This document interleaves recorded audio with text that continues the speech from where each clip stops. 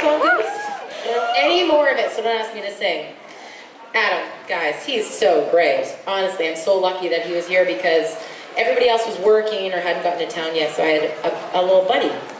You know, Rich is usually my little buddy, but he couldn't come. I know, I shouldn't have brought it up. I'm sorry!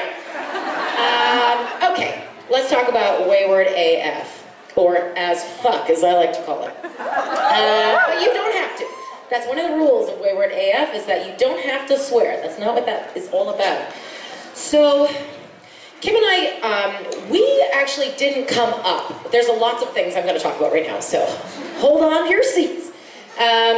We didn't come up with the idea of Wayward AF. It is inherently very us, but a friend of ours at Creation Stands, we had come up with a bunch of ideas for a new t-shirt that involved wayward daughters being there for each other, helping each other up when we fall, stuff like that. A little bit more like feelsy. And we approached Creation Stand and said, this is our idea. And she was like, this should be your idea. And we were like, are we allowed to do that? Because of course oh man, our t-shirts would be full of swear words if we could. But she's like, we're like, should we ask the man? She's like, I am the man. We're like, oh. So we launched this t-shirt that I don't think I've ever been more excited about anything ever, because there's something so freeing about a t-shirt that says exactly what you want to say, right? We're all a little wayward as fuck. So wayward as fuck means, for me, everybody can be a bit differently, but for me, it's about embracing the thing that you maybe have not nailed yet, that you don't maybe love about yourself, but you're gonna figure out how to love it, how to like it. Or, I don't know, it's just kind of about everybody's differences and embracing those differences. And it was a great opportunity to learn more about the fandom and to assist the fandom in finding ways to be wayward as fuck. Through social media, you guys would tweet us pictures and stuff like that.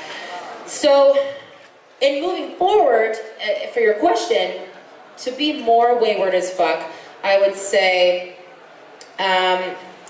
look to those around you. We're a giant room full of people, I would say mostly women, which is awesome. Hey, look at us, girls, we're all here. And I'm wearing a goddamn skirt. Yeah, I would say look to the women around you, look to the people around you, and show them your wayward and ask them to show you. Sounds dirty, but show them that you're not necessarily perfect, because I think our imperfections are kind of the best parts of us, right? And I think we need to share that a little more, because it makes us feel not alone. You know, I'm going, hey man, I swear a lot, and I've been known to eat a full pizza in one sitting. Yeah, right, thank you. Boom. Yeah, I'm not perfect, and I don't want to be. Nobody should want to be perfect. What a snooze fest. So I would say just continue all of your sharing with each other. You can share it with me. I read everything on Twitter. I don't have that many followers. I'm just like, what is everybody doing? Nobody's talking to me. It's a really long-winded question for just keep moving forward and lift each other up. Okay? Thank you. Thank you.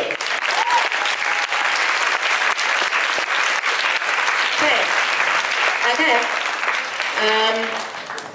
I heard a rumor. Oh, hi. Look at that. Dukas. I wish I had not discovered that trick. I will be staring at my butt all day long. I've heard about this game. Okay, so am I supposed to do this thing now?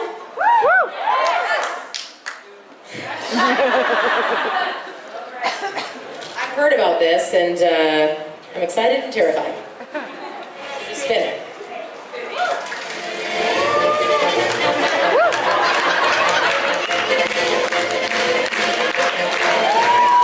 Surprise! Surprise, surprise!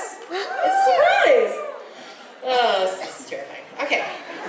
This is good. I actually say I'm scared, but I live for this shit. Oh, grazie. Okay, and then I just like open in front of you guys?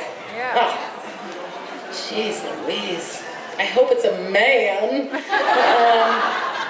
Oh, cute. It's an ice cream purse. Hold on, let me model it for you, okay? So here we have Ms. Briana Buckmaster. She is sporting 2017's spring edition of ice cream purse. Watch how she slings it over both shoulders. Yes, both shoulders. I wonder if there's anything inside. I just fill it full of alcohol. It's just my flask. Imagine. Nothing? I kind of want to keep this, but I won't. And now I give it away? Who do I give it to? Everybody's like, me. Nobody wants it. Okay, cute. Yeah, girl, come up and get it. I mean, I don't know the rules. Sure, you can have it. I see you. I see you. Give her a round of applause. The winner of the ice cream purse.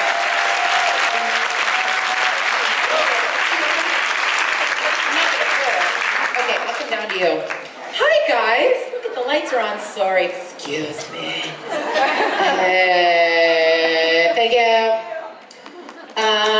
Yay! Presents! You want this box back now, I bet. Hey? Can you put a man in it? No, you know what? Even better, can you put some alcohol in it? I'm just kidding, you guys. I'm just kidding. Ish. But yeah, you guys are very quick to answer that. There's alcohol there. It's gonna be a very short half an hour. Nobody wants to ask questions. You know what the rule is when Kim and I don't have any questions at the cons? We start talking about our periods. Hey man, we're all here because of them. Okay? I'm just kidding, I won't do that. I'm new here. They're like, we met at Briana the Rome and she just kept talking about her period. No more. Dirty girl. I will start drinking though. Okay, let's talk about how I first got on the show. So when I did this must have been almost 4 years ago. I was pregnant and had not worked in film television. My background is in theater and improv, and I got pregnant and was like, oh, I need to make some real money. So I started auditioning for film television and then swiftly got pregnant. It's like film television got me pregnant, really. And also tequila. So I auditioned for this role, Sheriff Donna, which at that time was a very small role. It was about 5 scenes in an episode. It wasn't a guest star role. The role was for a woman who was, you know, overweight. So it didn't matter that I was pregnant. I wasn't really showing that much at that time. But I didn't tell anybody I was pregnant because you can't get insured. Don't tell anybody this, okay? They won't insure you if you're pregnant because you're just too dangerous. You're dangerous if you're a pregnant lady. So, oh, awesome. So I didn't tell anybody. And I remember going on set, and I was just trying to work. I just wanted a job. I just wanted to make money for my thing that was going to come out of me. And I went on set, and all I was doing was trying not to fuck up because I didn't. The easy part for me about film television is the acting. But that's kind of not the important part when you're doing film TV. The important part is like the camera, the lighting, the sound. And so I have these marks to hit. I'm sure you guys have heard this term, hitting your marks. And I kept missing my mark and I was so nervous. I was so worked up about this. And so Jensen walks on and I was just like,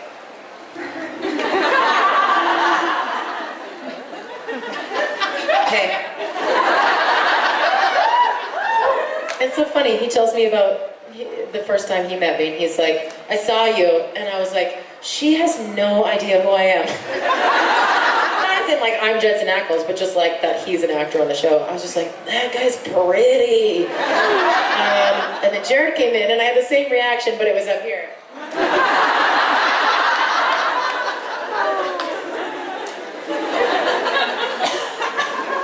Hey. Yeah, so it's funny, and then we did, the first scene that we did together was the donut scene, which was awesome, because it was such a icebreaker. And Jensen always talks about, he's like, oh man, you kept it straight, like he worked so hard to make me crack, because this is what they do. And he's like, you kept a straight face for so long, it was bugging the hell out of him. And it made me look like I was like, yeah, I'm such a serious actor, an amazing comedian, but really I was just like, don't fuck up. Do not fuck up. That's all that was going through my head. And I had a lot of lines, a lot of stuff to get out. And yeah, we did the donut scene, and I remember they gave us these powdered donuts, and I was pregnant. And I made some joke. I was, again, being new to film TV. I made some joke. They're like, you know, there's a spit bucket here, you can spit your donut into the spit bucket. And I went, I'm pregnant. Give me that fucking donut. I didn't know that I was going to have to eat 17 donuts. So I did use a spit bucket, as did Jensen, and our favorite joke is that every time we finished the take, Jensen would let me spit first. Romance. Am I right? Yeah? I want everybody to go home and ask their significant other to do that, okay? Honey, never let me spit first. Oh, this is starting to sound dirty. Okay.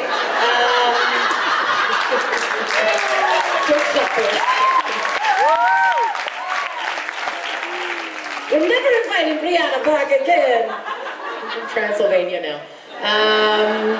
Okay, that's enough out of me. How about from you, sir? I love you and I love your character, so thank you for being here, honestly. Thank you. Thanks for saying that. Thank you, guys. Thank you for saying that. What are your dreams for Sheriff Donna in season 13? An appearance? Just kidding. Apart from that. Yeah. I was supposed to be in season 12 before everybody gets their wooden stakes out.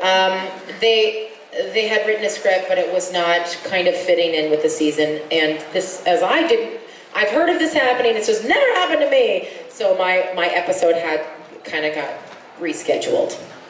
Got the axe. And that bummed me out for sure. But there's some very exciting things happening that I'm not allowed to talk about, but I'm gonna. It sounds wayward as fuck. It should sound wayward as fuck. It is, what am I allowed to say about this?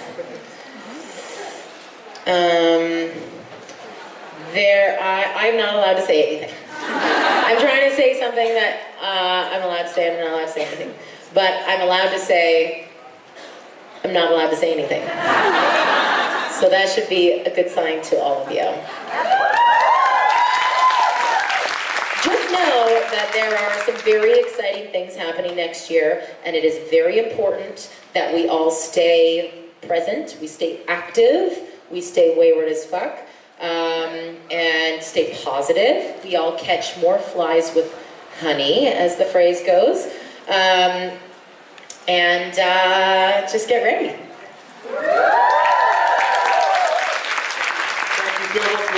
Thank you. Thanks for having me, honestly. Yeah, honestly, this is like, do you want to go to Rome? Rome? Briana's never coming back to Rome. Okay, hi. Oh no, sorry, I have to go. Okay, just kidding, right here, right here. What you got, what you got? Hi, gorgeous. Oh my God, quit. You big flirt. So, first of all, I wanted to thank you and Kim, for doing the live streams on Facebook. Oh yeah. Because not everyone can make these conventions. And Totally. I think the connection is so special, you know, between the family. So thank you. Thanks for mentioning that. And I was gonna ask if you knew anything about returning for season 13, but... So you have to pick a new question now. Yes, and I did think of one and now I forgot. Oh, we'll just come back after. Stay in line. It's a good one. You'll think of one. But that'd be good. Hi. Oh my God, you guys. Probably gorgeous from now on. Okay, I'll take it. I'll take it. Sorry if this is a very obvious question, but could you tell us how you got into acting, and if you weren't acting, what would you most like to do? Oh, good question.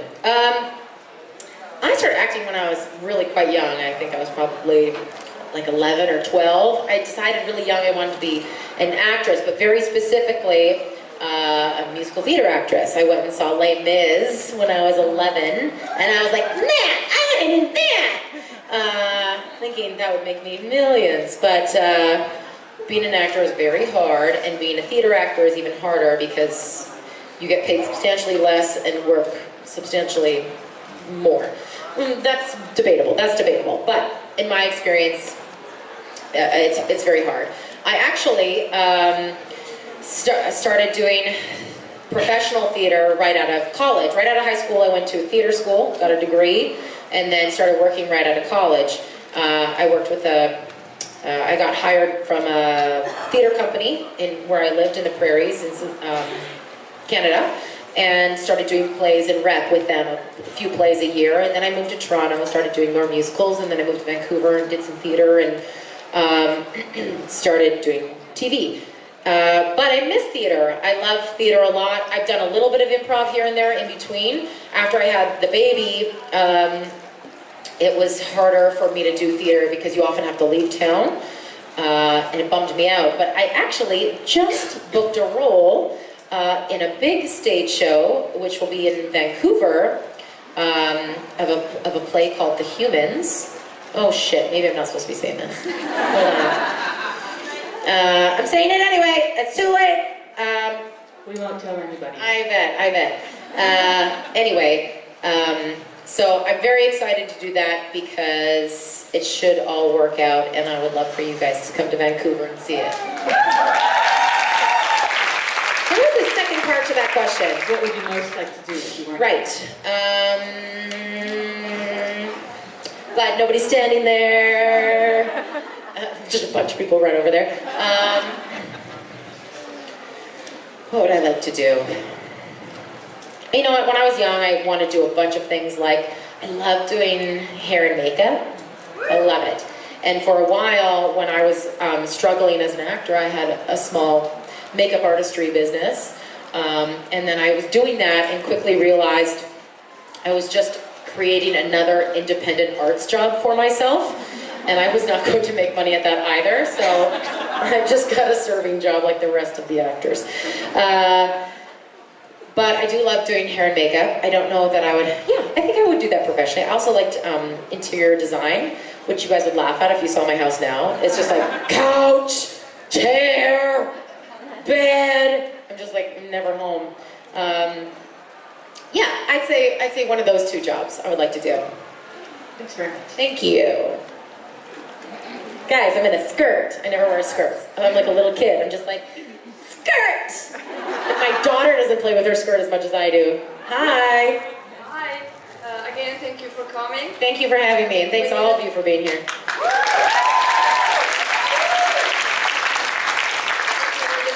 Power, so. Yeah! Fuck yeah! Oh. No, we're good, we're good. I'm wearing the high-powered stuff today. So, my question. Do you have any role models? And if so, who are they? Oh, role models. So I have career role models, which are mostly actors and comedians. Amy Poehler, Mindy Kaling, Lena Dunham. Yeah, just girls who are really changing things, like not only doing what they love, but being loud. I like loud chicks, man. It's about fucking time. Take up some space, you know?